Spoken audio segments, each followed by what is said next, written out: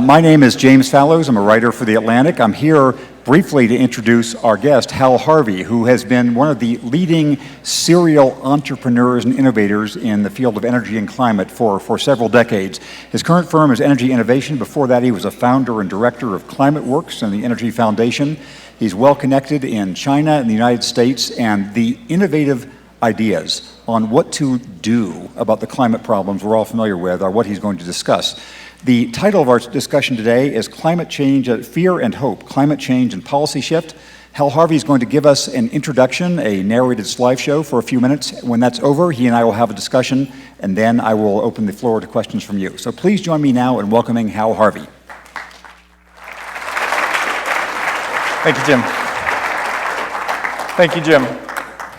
It's great to be here. A little bit of an echo so I can hear myself speak. This is entitled Fear and Hope, and like Marines in boot camp, I intend to destroy you and then bring you back newly made. So there's a lot to fear in climate change, and I'm going to talk about three aspects of it that are not commonly understood. The first has to do with weather. We think of climate change as increasing the global average temperature of 2 degrees C. That doesn't sound like much, and that's because it's not much. But that's not what matters. What matters is extreme. So I'm going to show you something interesting about that. Then I want to talk about how natural systems react to the man-made perturbations that we're causing. Then a little insight into carbon math, which is truly frightening. And then after that, I'm going to talk about some spectacular advances in technology that can bring this home in a reasonable fashion. I'm an engineer by training, and so I have to start with a normal distribution curve. Everybody's seen a lot of these. This one happens to be a representation of July temperatures across the United States. So now, more or less. And because it's a normal distribution you get about a third of your summers are cooler than average, a third are average, and a third are hotter than average. Note down here in the extremes, there's very little stuff going on. And the extremes are what you care about. The extreme is the 100-year flood. It's the Dust Bowl drought. It's what's happened to Australia recently. So this is from NASA. Watch what's happening in the real world, if it goes. So you can see the actual temperatures very much fit this model for years. And then look what happened starting around the late 70s and the early 80s. We moved the average over just a little bit. Here's where we are today. You can see we used to have 1/3 cooler than average summers. We're now down to 1/12. 1 out of 12 summers is cooler than average. 1 out of 6 is average. 4 out of 6 are hotter than average. And 1 out of 12 are extreme. Never been seen before. Yesterday in Death Valley, it was 129 degrees, you probably saw. Phoenix, 120. Las Vegas, 117. Those are extreme temperatures. Let me give you some more examples. We had the biggest drought last year since the Dust Bowl. This is in Illinois. It was worse in Texas. It's worse today in New Mexico. Another kind of extreme is an extreme flood, an extreme weather event. Again, 65 out of 75 of Thailand's counties were underwater. Bangladesh has had more than half the country underwater. Australia recently had flooding the size of France. Another kind of extreme. Heat. In Australia, they burned 1 million acres earlier this year through fires. The extremes become the norm. This is what's happening to our weather systems. We have to get used to it in a way. Australia had a day when the average temperature across the entire continent was 106 degrees. And in the hottest place, it was 122. That's not bearable. People remember Superstorm Sandy, a 1,000-kilometer wide storm, caused $65 billion worth of damage. So this is what's happening to weather systems. It's not the average that we care about, it's the extremes.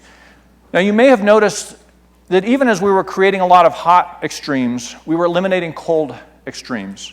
Cold extremes have an important ecological purpose, and around here they kill pine beetles. When you quit killing pine beetles prosper, and you kill pine trees. And there are now millions of acres of dead pine trees around here. So if you want to know what's happening with climate change, go outside.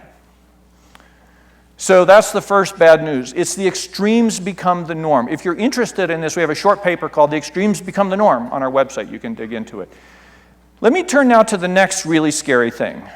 When human beings unleash changes, geophysical changes in the atmosphere, nature follows with its own medicine.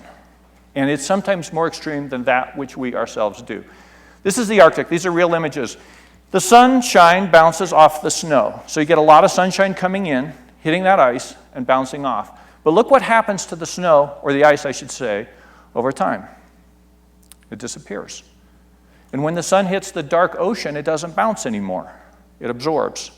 So we started this by melting the ice, and nature's accelerating it. It's a runaway cycle. There are several of these in nature. This is the one that's the scariest to me. There are millions of square kilometers of frozen tundra across the north of Russia, Canada, and Alaska. And embedded in that is frozen CO2 and massive amounts of frozen methane. Methane is an incredibly powerful greenhouse gas, 25 times as powerful per kilogram as CO2. If you melt the tundra, you release the methane. And there's no earthly way for us to stop that. Now, are we melting the tundra? We're starting to. The Arctic is warming at twice the rate of the rest of the world. It was 90 degrees in Alaska earlier this month. So the extremes become the norm, and systems go into runaway. Here's some other runaways. The warmer the air, the more its water vapor capacity. That makes clouds. Clouds are like blankets to the earth. They accelerate the warming. So each of these things causes more of the same. On the other side of it, we've had an incredible escape valve. Almost half of all the carbon dioxide that humanity has released so far has been absorbed by the ocean. But when you warm the ocean, its ability to absorb carbon dioxide decreases. So our safety valve is shutting off even as our emissions are accelerating. Okay, everybody feeling depressed? I got one more. People have always talked about a threshold we should not exceed of 450 parts per million concentration of carbon dioxide in the atmosphere. We're at 400 today, by the way. We just passed that threshold about 3 weeks ago. I'm going to argue that actually higher numbers, though they would seem instinctively to be easier to attain, are harder to attain.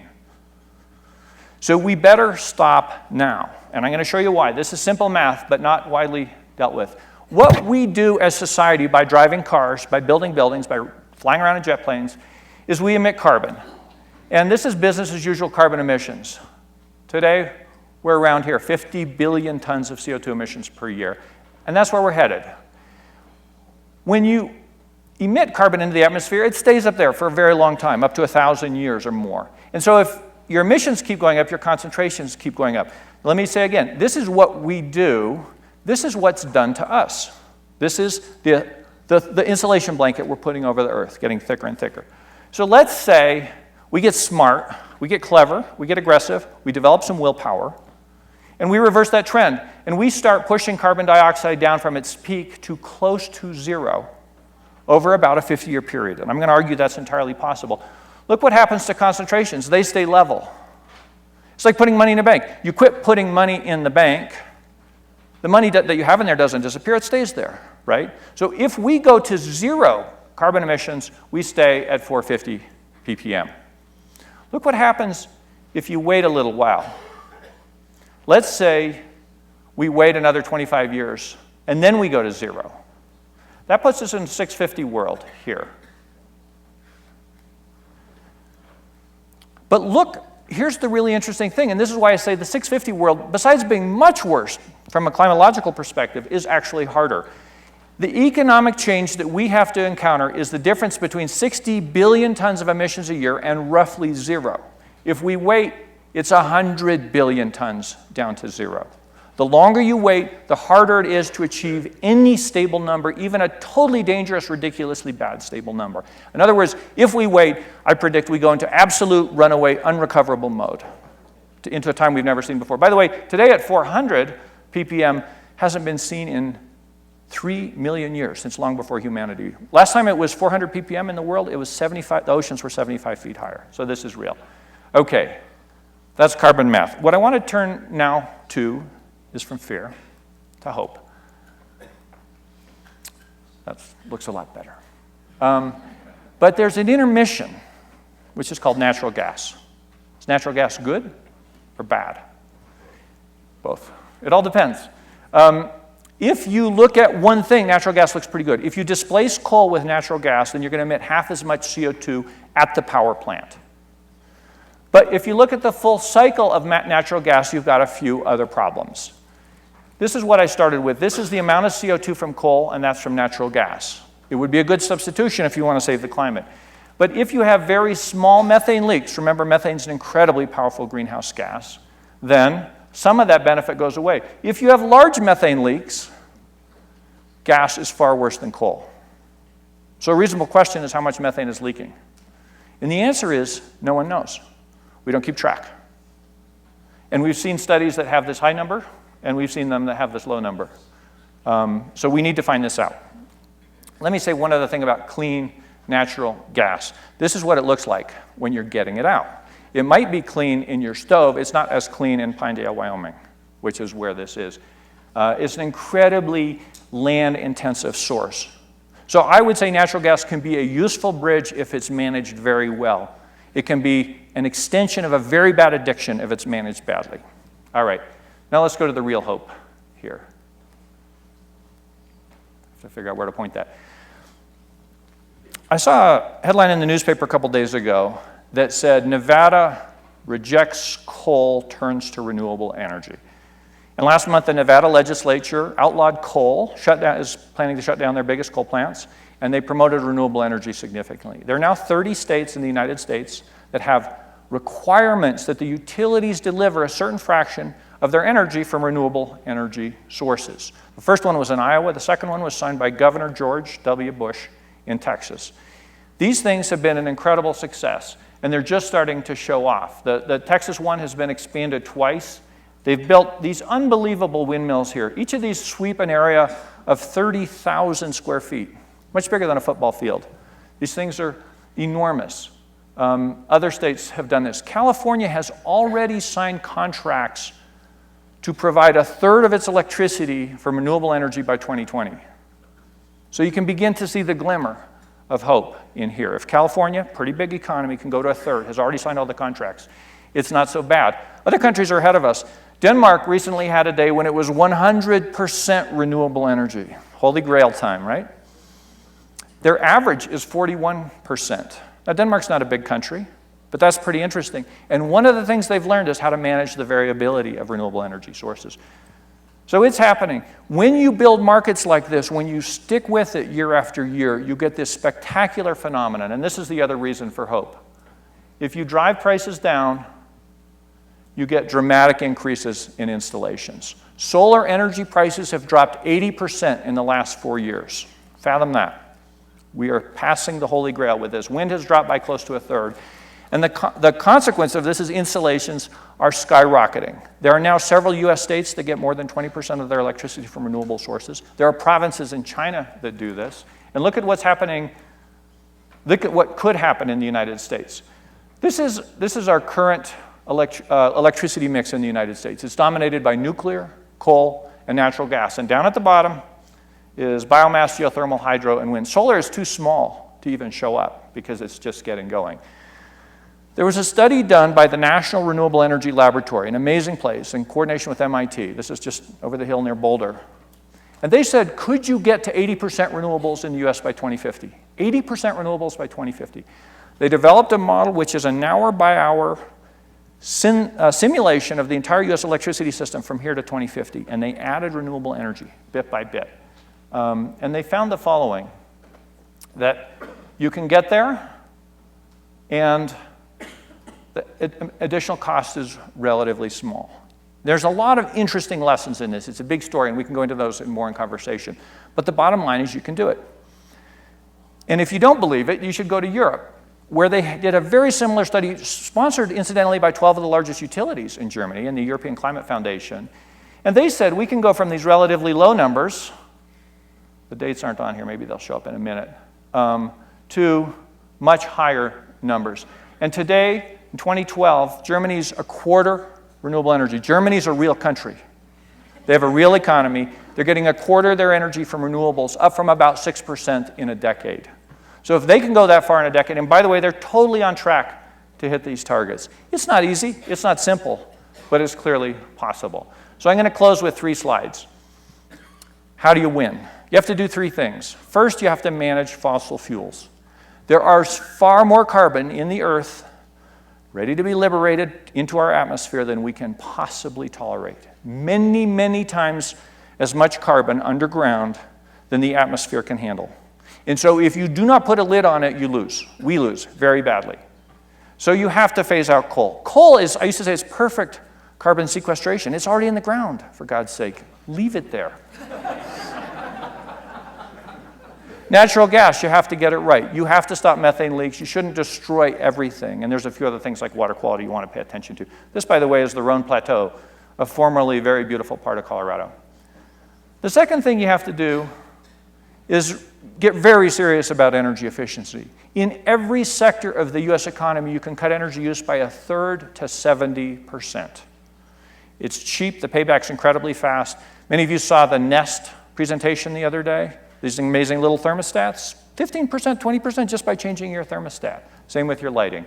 And finally, we're going to have some very serious conversations with the electric utilities and emphatically with the public utilities commissions that set the terms under which they operate so that they divest from coal, they invest in renewable energy, and let them make money doing it. If the rules for the public utilities commissions are set right, this transition is a breeze. And if they're not, it's an awful struggle. So let me conclude with one thought. And then Jim can come up and deliver intelligence. And the thought is simply this. If you look around the people next to you here at the Aspen Institute Ideas Festival, and the people you encounter over the next few days, you'll find an incredibly sophisticated, capable, networked, and influential group of people. These are the people who set the ideas that drive the country. Everyone in this place serves on boards of directors of nonprofits, runs corporations, has senior government positions, works with the media. And so I'm calling on you to make this agenda real. If we do not turn this around in the next decade or so, it's inescapably bad. We've been given a gift of technology where we can turn it around. And the difference is very specifically in the policies enacted that govern our energy delivery systems. We need to get those policies right. It's not that complicated. It's emphatically an idea whose time has come. So I'm going to put this all on you to help us all get this done. Thank you.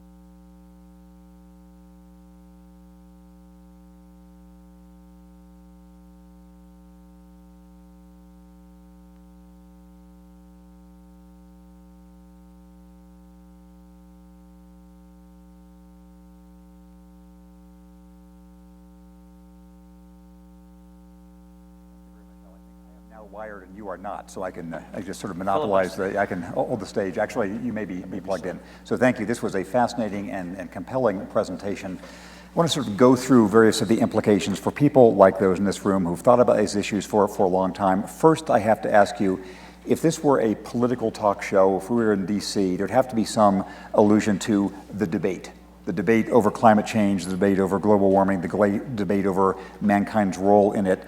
What is the state of the world outside the United States? Is there an idea of the debate or not? How should Americans think about the fact that we always talk about this as a debate? Since you used the word debate, let me refer back to a line from the president's speech last week when he said that we don't have time for a debate of the flat earth society. And he's emphatically right. This is simple math. You put carbon in the atmosphere, it's an insulation blanket. We can calculate how much carbon we're putting in. We can watch the temperature change. It's not complicated. So it's not a debate anywhere in the world except where it's been manufactured by people whose interests will be threatened. So to say something about the president's speech, I think there's there's an important point of context about the president's speech. In the beginning of his second term, when he knows the clock is running, he's never going to run for re-election again, there have been three areas where he's laid down a marker. One was, of course, on gun policy. And we know, despite the moving presentation by Mark Kelly and Gabby Giffords, that without the Congress, there's almost nothing he can do about that. The second was in declaring very significantly that the war on terror had to come to an end. And there are things he can do about that, but he's in the middle of these two wars. And the third was announcing more clearly than he had before that climate change was an issue and a challenge and a moral challenge. How important did you think his speech and the ramifications thereof are? I think the president did an amazing job. There are two reasons why I say that. The first is substantive. He scoured the laws to understand what the executive can do without going back to Congress. And the most important things in that, in fact, he's obligated by law to regulate CO2 emissions from power plants. They're a pollutant under the terms of the Clean Air Act. He has no alternative but to do it. So he's getting it done. And today, the EPA handed over to the Office of Management and Budget the proposed regulations for controlling CO2 emissions from new power plants. That's a really big deal. And there's some other really big deals in there as well. But the other one is the whole question of moral leadership. He raised this to a moral issue. He didn't do the pragmatic thing of, well, we can have a few more green jobs. He said, this is a challenge for our generation. And it emphatically is a challenge for our generation. So I think with this moment, he changed the conversation. And I think the debates of the Flat Earth Society are going to be increasingly ridiculed. And it becomes a question of how rather than whether. And if you take as a premise, I will assert as a premise that within the next couple of years, he has no chance of getting actual legislation through the Congress to address these issues. Is the realm of executive authority significant that what's within the president's control? There's quite a bit that can be done. Remember that Obama also caused to double the fuel efficiency of the automobile fleet in America. That was a very big deal. Yeah. What he's doing with coal plants is a big deal, and his work with HFCs in coordination with China. These have zeros behind them, a lot of zeros. They do not sum up to a national energy policy. And part of the problem is we don't set energy policy in Washington. There's nobody in Washington, D.C. whose job it is to write energy policy for this country. We've never had a national energy policy. It's done state by state very significantly, which is why the public utilities commissions are so important. But I think your bigger question is, what about Congress? I think it makes sense to put a bill before Congress, a very simple, very clean bill, and let them fight and see what happens. Because you gotta sometimes have the battle. You can't tippy-toe around it forever. Yes, you got to have the battle. We know how that will turn out in the next 2 years, and we'll see in the longer term. Let me ask you a meta question that I imagine on the mind of most people in this room. The presentation, the title of your presentation is Fear and Hope. I thought the fear part was much more compelling and immediate than the hope part. You're talking about these global processes that are accelerating at breakneck pace, and that if we are able to do a number of these incremental changes, we have a chance of arresting them. It doesn't seem that hopeful. Well, I'm more hopeful than I was 2 years ago. And there are two reasons for this. Technology can move very quickly into the marketplace. There's some technologies that move slowly, like a coal plant lasts 60 years. Or longer. It'll last as long as you want. So you have to consciously shut those down. But there are others that just are whip fast. You know, solar energy, these small modular technologies don't have the constraints of the big lumbering giants. And on the demand side too, it's a technology revolution. These LED bulbs use 1/10 the energy of a standard light bulb. They're almost free, right? I mean, it's an amazing bargain. So technology saturation is unbelievably rapid when it gets going in certain realms. And I see those growth numbers. We're seeing double-digit growth numbers across every one of these technologies. The other is I give a number of talks at universities around the world, and they are ready to go. The students, the younger people, they're moving into this profession. They want to make a difference with this. They're not going to stand still. And we've already seen in the last election how important it is for that next demographic to take charge. Right. And we were talking earlier about the difference in attitude among some college audiences and some more mature audiences about their perspective on whether there is hope here. And I asked you about the analogy to attitudes on same-sex marriage, where you knew the turnover was inevitable and rapid because generation by age group, the opinion changed so starkly. How about the opinions on climate change? Does that also have a generational correlation? It certainly has a generational correlation because a lot of these technologies are new. It's also because in people's hearts they understand it's such a big deal. I just want to say one more thing about how fast things can turn over. When we had World War II, it was a defining moment for this country, and we had to mobilize, amazingly. And we turned Detroit away from manufacturing cars into manufacturing war trucks and tanks, more or less overnight. So if you have some willpower, if you have some political will, you can get some things done. Right, the U.S. went from making a couple of hundred airplanes a year to 100,000 airplanes a year within 3 years. But that, of course, is the idea that the United States can do anything when its attention is drawn. So the question is what will get its attention. One other question on the speed of transition. When the Chinese boom in solar power is discussed in D.C. or in industrial circles, it's often with condemnation for their destroying the price, for dumping things onto the market. Should that be viewed instead as a positive thing to have driven down the price so rapidly? Brilliant. Yeah. I mean, Hank Paulson said 2 days ago, we're attacking the Chinese for selling us cheap solar panels, and we're trying to double our coal exports to them. I mean, what? It's crazy, right? No, look, a lot of solar companies went bankrupt. Why did they go bankrupt? Because their competitors beat the tar out of them. That's a good news story. Yeah. So as you mentioned earlier, the members of this audience are influential in their personal spheres, and they have lots of influential networks of people in their communities, their businesses, their universities, and all the rest. What's the triage list of the things you would like people here to support? You had the three priorities of fossil fuels and energy efficiency and the renewables. In practical terms, if somebody goes back to Palo Alto or goes back to Atlanta, what message should these people be taking? Well, the first and most important venue right now is a fairly obscure one, but therefore especially susceptible to this kind of intervention. And that's, I mentioned before, the Public Utilities Commissions. We spend globally about $5 trillion a year on energy. That money exists, that cash flow exists. The rules as to whether that money lands on green choices or brown choices are set significantly by Public Utilities Commissions. 60% of the carbon in America goes through pipes and wires that are regulated. So tell your governor who appoints these commissioners, and tell the commissioners themselves, you're ready for a change. Make it known. They get precious little input.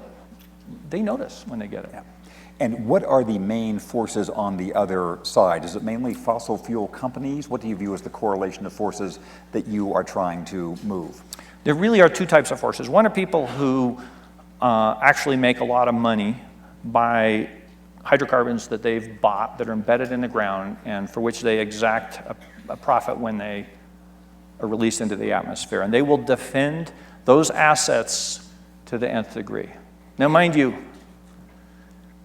if you live next to me and I decided I didn't want to put in a new septic system, I wouldn't be allowed to just dump all my sewage on your land. That's what they're doing, right? So it's an artificial asset. It's an artificial set of anticipated profits, but they fight hard to defend it. The other one is a more tricky one, which is, again, I'm going back to the utility system because that's where most of this change has to happen. Incumbent utilities are not the most dynamic actors in our technological society, right? They're kind of sleepy. They're run by civil engineers. I know I am one. And they're risk averse for good reasons. Right, right. They have time constants that are in decades, and they have never been subject to competition in a meaningful way. Most of them haven't. And so it's institutional inertia rather than malevolence. So I'm hopping around among a number of topics just to get them out of the table before we turn to the audience. Again, if you had a fear and hope balance in which I am asserting the fear looked more fearsome, but we'll hope the hope kicks in, how should we think simultaneously about adaptation and mitigation efforts? That some of that carbon is going to be in there forever, as far as we're all concerned. Things are going to get warmer, even if every part of your program, the program is adopted. What else should we be thinking of? And in what framework? You know, maybe the best thing that could happen in America is for every state to be required to do a serious study of the costs of adaptation with a meter sea level rise, which we're going to see this century, I predict, and with the extreme events. There are going to be so many zeros on that thing, they might look to avoid it. So I'm definitely in the ounce of prevention is worth a pound of cure camp, and I would put the vast majority of the money on avoiding the trouble rather than trying to, I mean, you can't really moat Florida. I don't know if you'd want to. How many Floridians are here? There's only a few, so but there are enough that we won't make any Florida but you're walking ankle deep in water in Miami in 2100 right now, the way things are going. So, and when it comes to how do you feel about the whole geoengineering Is that a fantasy, or is that something that needs to be part of the arsenal of consideration? It's a highly dangerous fantasy. When we try to mess with big, nonlinear, unstable geophysical systems that we don't understand, we're much more likely to do harm than good. I'll just give you one example. You can dump sulfur particles in the atmosphere and it make the sky white instead of blue, not what I want. And it would bounce off sunshine. White bounces off better than dark. However, you're still accumulating carbon emissions, and the ocean is still absorbing carbon emissions, and so the ocean becomes increasingly acidic. Yeah. So you still kill all the marine life, even though you didn't warm up quite as much. And then let's say you do this for a couple decades, and then somebody forgets to maintain the machine, or there's a war, or civil disturbance, and you turn off that sulfur. You have to keep that thing going forever. Otherwise, you shock the system, and then things really will go kerblooey. So I think, I mean, the only kind of geoengineering I like is planting trees. I think that's a pretty good idea. Painting roofs white. There's a few things that make sense, but they tend to be at the community scale rather than the geo scale. Let me ask you about one other thing of how we should fit it into our minds, which is coal. There's when I was living in China recently, I was talking to a lot of your counterparts there who were saying that even though they're going full speed ahead on every other kind of energy, they still are burning more and more coal, and so is India going to do, and so is Iran going to do, and all the rest. Is it a fantasy to think that we can limit the amount of coal? Should we concentrate on carbon sequestration or other efforts to dampen down the harmful effect of coal? So, Jim, you've spent more time in China than me, and you know these issues incredibly well, so I'm going to ask you to answer your own question. I'll put in a note, but yes, you can steer me towards the correct answer. But. Yeah, right. China's not going to let the lights go out, and China has a lot of coal, and so China's going to burn a lot of coal. The rich industrialized nations, several of them, the UK, Northern Europe, the United States, are turning away from coal at actually a pretty rapid pace, and it's going to keep going. It'll go up and down. It's gone up for a couple of years in Germany, but it's going down. Same in the US.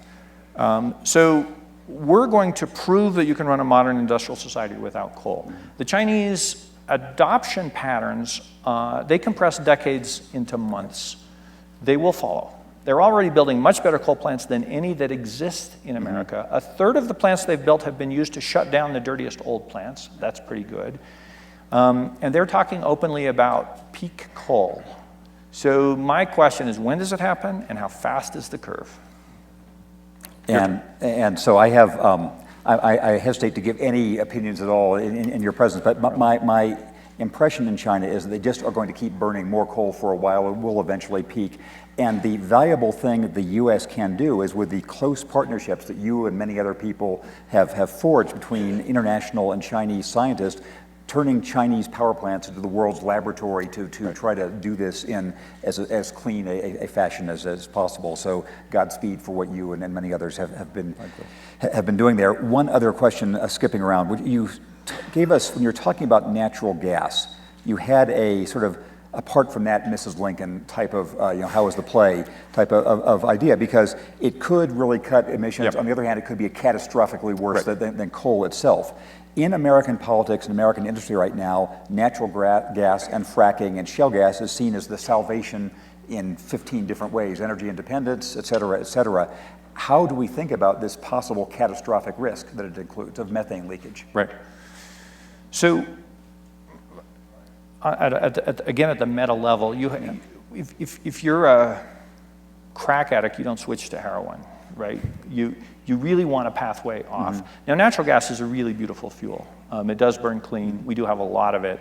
And honestly, a lot of these renewables have issues. They all have issues. Every single energy source has issues.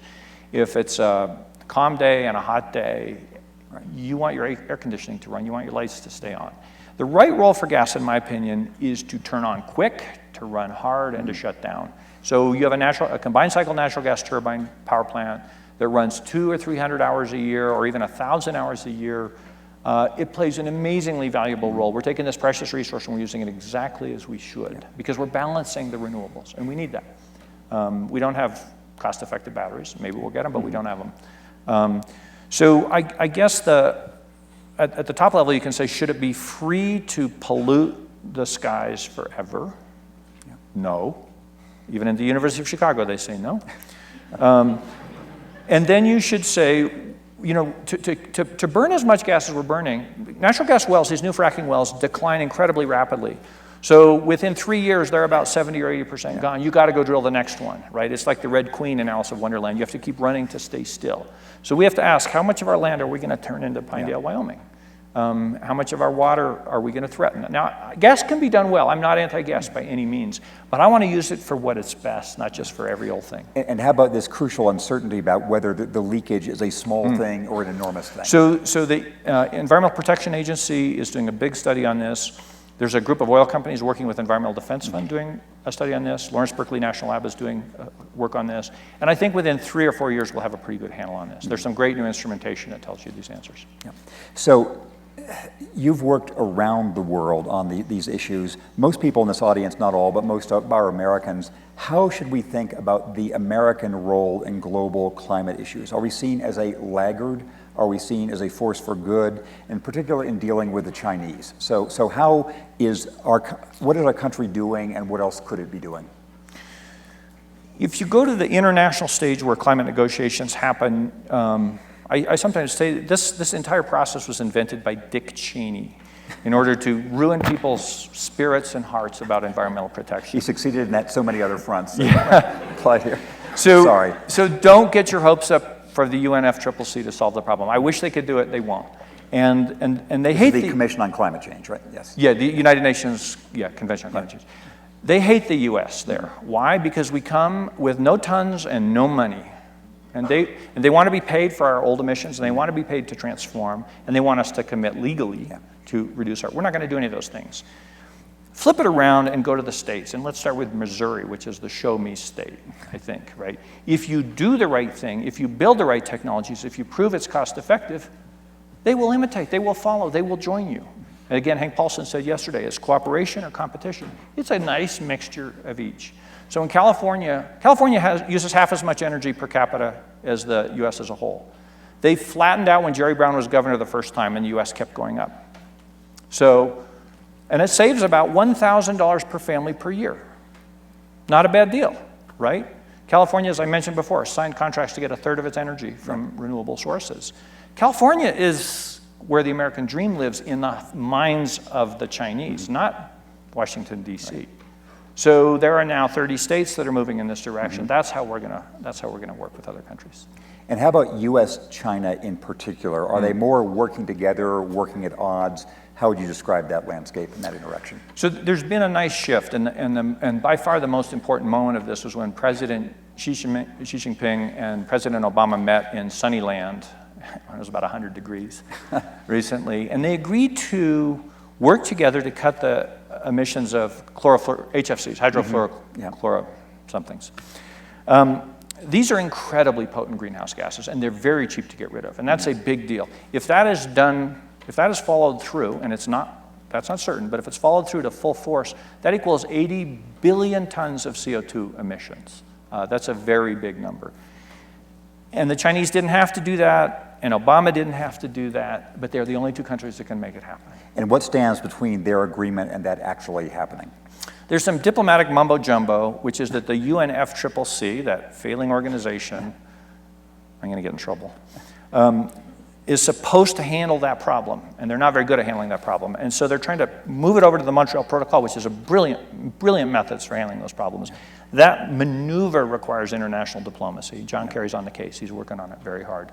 And it's going to require some cash, single-digit billions worldwide. And I actually think what China should do right now is step up and say, we're going to put up half the money, and we're going to cause the politics to happen. It would flip their image in the world. Because China's growth is so rapid, because its pollution is so horrible, because the connections between U.S. and China are so intense, we tend to talk a lot about the U.S. and Chinese interactions. How about other places like India or big oil producers in the Middle East or Africa? What's the general picture on how the U.S. is working with them or not working with them? In a lot of these places, the U.S. is not that relevant. I mean, India is such a vast, complicated, domestically driven economy. And the problems they have are so profound and so severe compared to the ones even in China.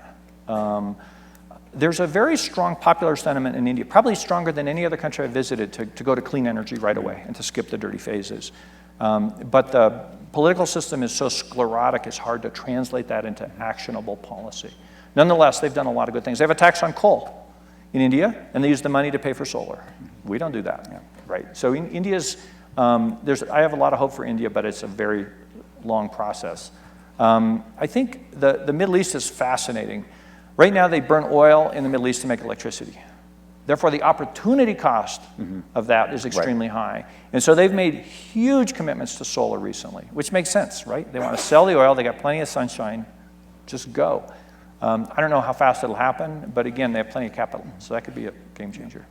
So I'm going to return now to the fear and hope balance and just ask you to go into this a little more before I turn it over to members of the audience for questions. I think everybody here, everybody who takes the time to attend one of these ideas festivals is interested in and concerned by the ways in which societies deal with their challenges. You know, it strikes me, I've spent a lot of my life living outside the United States. America's objective challenges are relatively modest, and you know, with small changes in its policy, it could address them. This is one of the bigger ones. Through our history as a society, we've had ways to deal with big challenges. My magazine, The Atlantic, as Anna DeVere Smith was saying at that wonderful presentation, was founded as an anti-slavery magazine. And that was its initial commitment. There have been other big crusade, tumultuous moments in our history in the 1890s. Certainly, as you said, in World War II, we transformed everything. How would you equate both the politics and sort of the ethics of this moment to other parts of our history? What is this like? It's not like World War II because nobody has attacked us. It's not yet like the sort of not like the civil rights movement in the 1960s or even the Cuyahoga River catching on fire, although you could say that Las Vegas is similar to that. So how do you think about this in the larger sense of democratic societies that tend to be driven by inertia and rather just pay attention to their own families, confronting large, slow problems? Well, you nailed it, Jim, because this is a large problem in the sense that it transcends national boundaries. There's no one country, even China, that can solve this, or even the US. And so you have to have tacit or explicit cooperation. Well, that's hard. Anything that transcends national boundaries also transcends job descriptions. It's nobody's job description to save the earth, right? It's your job description to defend your own country. And then there's the time, slow, right? This is a 10-year problem, it's a 100-year problem, it's a millennial problem even. And people aren't paid to think past the next quarterly report or the next election cycle or the next news deadline, for goodness sakes. So we have to do something that's unnatural, which is we have to quit living by instinct and live by intelligence. And human beings are not especially wired to that. The Ideas Festival is a good place to begin that journey. That said, we have at times grappled with big problems and dealt with them quickly. The Montreal Protocol I mentioned earlier. Now that was a simple fix, but you know what, if they hadn't done that, we would have destroyed the ozone layer and actually killed millions of people and millions of species as a consequence. That was a very fast, quick, we went from science to reality. And why was that possible? Well, the real answer is because it was chemistry and not thermodynamics.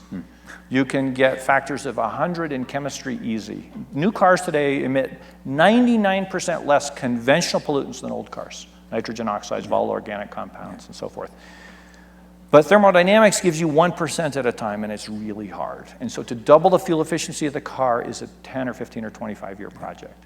The other thing is, it was a tiny part of the economy for which there were ready substitutes, and energy is ubiquitous. And there are no ready substitutes for energy except intelligence and energy efficiency. And you made one point as an aside that I think it's obvious once you think about it, but it's really worth absorbing, which is the fact that Moore's law does not apply to energy production. And would you expand on that for a second, because it really is important to absorb that. So Moore's law is the idea that chip speeds and computing capacity doubles every 18 months. That's what, a 70% improvement per year or something like that. Thermodynamics is the most unyielding of all sciences, and thermodynamics is very simply the amount of useful energy you get out of something compared to the amount of raw energy you put into it. So in an automobile today, we get about 20% of the energy in gasoline comes out in motive force, and 80% goes up the tailpipe in heat.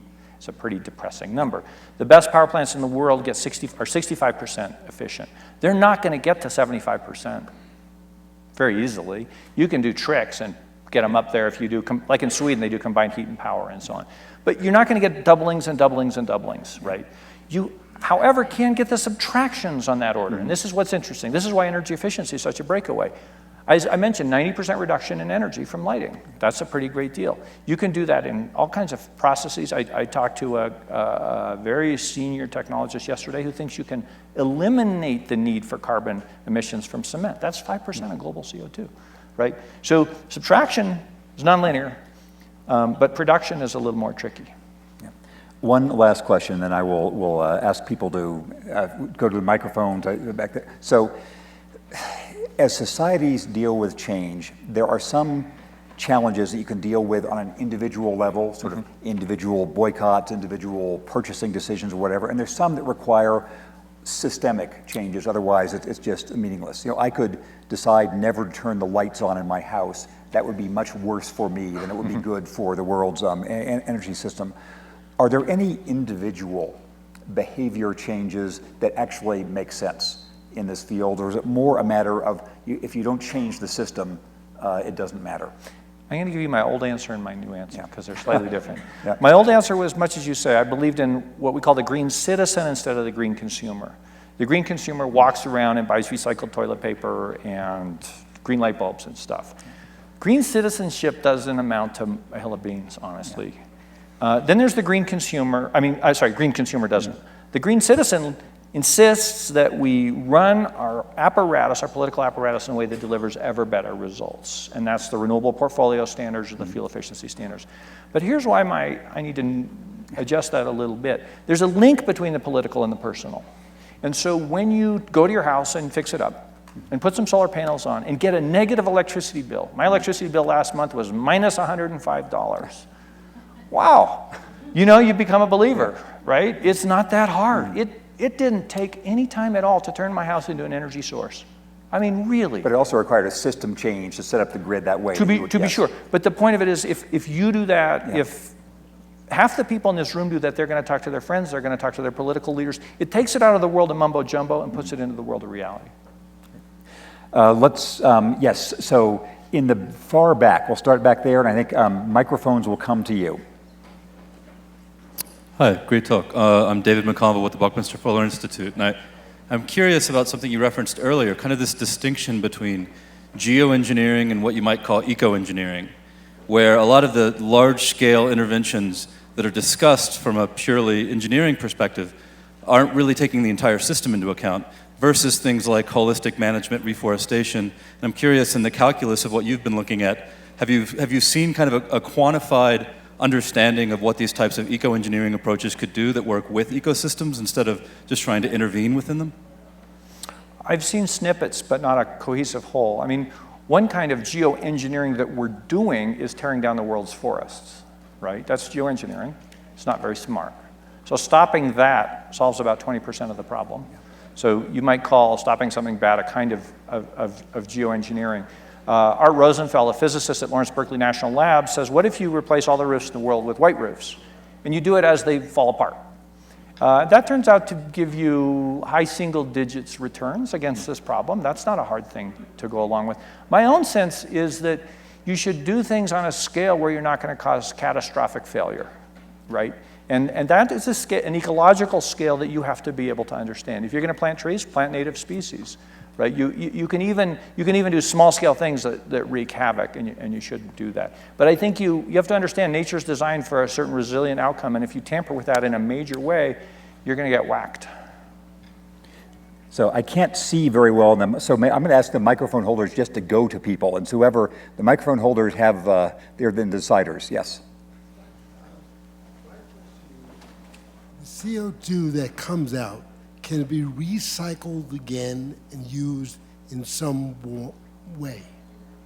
I mean, being captured at the smokestack or after it gets into the atmosphere? Capture it at the smokestack and therefore turn it into something useful. And there are some projects in that regard. Yeah, yes, please, go ahead. So can you capture CO2 after fossil fuels are burned and use that for productive use? It is right now being used, ironically, for enhanced oil recovery. So you go to an old oil field that's not doing so good and you pump a lot of CO2 in there and you get some more oil out.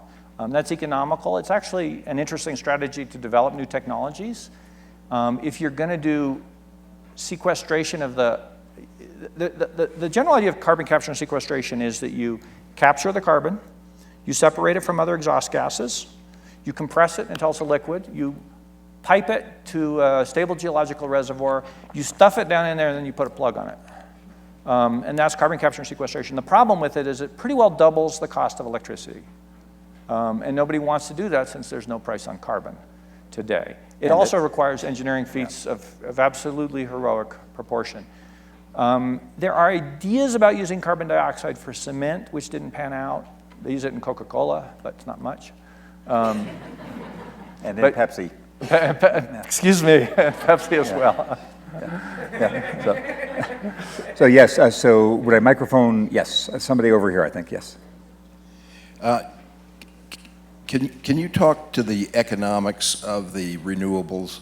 In other words, as we look forward, what today and what 25 years from now is likely to be the most economically attractive renewable? I thought your comments on using gas was very enlightening, because what you're saying is you use that when you can't use something else, you can turn it on, you can turn it off. But the economics today, if you remove all government subsidies and you just look at what it costs, how does wind stack up against solar, against nuclear, and so on? It's a great question. First of all, ideally you would strip all subsidies and take a look at the problem then. We spend about 4 times as much subsidizing fossil fuel in this country as we do subsidizing renewable energy, but we subsidize them both. So it's not exactly an unlevel playing field so much as a really lumpy, weird one. Second, the value of energy depends on the market into which it's sold and the type of energy it is. So an electron delivered in Las Vegas at 4 in the afternoon on a 117-degree day is worth a lot more than an electron delivered at 2 in the morning in North Dakota, or somewhere like, you know. So those answers, there's it depends. Then there's the trends. Today's solar panels are more expensive than a new natural gas turbine. Quite a bit more expensive, 2 or 3 times more expensive, but they've dropped 80% in the last 4 years. So what's your bet going to be on the next 4 years? And then natural gas prices are volatile. Solar prices are stable. I mean, sunshine prices are stable at 0. What's the price of volatility? If you're going to do a 20-year investment, do you think natural gas is going to be at $3.50 for 20 years, or do you presume it might go up or it might go down? And what's the economic weight you put on that? Okay, enough caveats. You want the answer? So right now, on a new build basis, wind is competitive with gas and better than coal. In special circumstances, comprising about 15 to 18% of the electricity market, solar is cheaper than conventional sources. In other words, if you put it in an overloaded substation where you have a lot of sunshine, those are today's prices. Nobody's building any new coal-fired power plants because they're not economical, but people are building a lot of new natural gas-fired power plants. Natural gas turbines are very cheap, and natural gas is very cheap, and there's a lot of it. So natural gas is the biggest, it's actually now, interestingly, the second biggest marginal growth. Wind is now the biggest in America. It's growing faster. There's more installations of wind than any other technology, which is kind of amazing. Should I do 2 minutes on nuclear? Sure. Go for it. So you have to think of nuclear in 3 generations. Generation 2, which is what we have everywhere, they're all being shut down in the next 20 to 30 years. Why? Because they become brittle after they're bombarded with radioactivity for that long. It has nothing to do with license extensions. They're cheap to operate. They're bloody expensive to repair, because you have to repair them with robots. So they're going away. It's a physical fact, even in France. The 3rd generation nuclear is what's being built now. They built one in Finland, they're building one in France, they're building a couple dozen in Asia. The problem with them is they're expensive. The one in Finland is going to cost $11 billion for one power plant, right? So a factor of 5 more expensive than coal, factor of 15 more expensive than natural gas. So I predict that generation 3 is going to peter out after 3 or 4 dozen reactors. Then there's generation 4. And generation 4 is really neat because it's small, it's modular, it's proliferation resistant, it's cheap, It only has one problem. It doesn't exist. So they have to invent it. And I'm not pessimistic about this possibility, but it's a very serious technical challenge. And in fact, there's no one idea, there's about 10 ideas. So if we're serious about nuclear power having a future, and nothing I've said, by the way, is pro-nuclear or anti-nuclear, these are just numbers. If you're serious about having a nuclear future, you have to invest mightily in generation 4 and see if you can get there. And nobody's doing that. This is very interesting. So I'm going to say a word about wind, then take a question or two in just the remaining minutes. So one of my ways I explore America, I'm a longtime small plane pilot. I have a little very fuel-efficient single-engine plane that I fly around the heartland. And so I've been over those places in North Dakota and Wyoming, which were astonishing. But when I was flying here from Sioux Falls, South Dakota 5 days ago, it was astonishing. You cross the Nebraska to Colorado state line, and suddenly there are more windmills than you can count. Yeah. I must have seen 5,000 windmills in just that part of Colorado, which I assume is a state regulatory difference between Nebraska and Colorado, but there are windmills all over the place, and so that was cheering. A question over here. I have a specific U.S. policy question. Given what you've said about the U.S.-Chinese relationship on climate change and so on, what's your perspective on debates in states like Montana on mining coal to export it to China, to create employment? Yes, exporting American coal, sending it to China. What's the over-under? It's like playing Russian roulette with 5 bullets instead of 6. I mean, it's like stupid. Really, people say coal is fungible. And if they don't buy it from us, they'll buy it from Australia. Well, there's people in Australia that would like to sell a little bit less coal to China as well, right? And you can have, I don't think morality at the end of the day is fungible, even if commodities may be.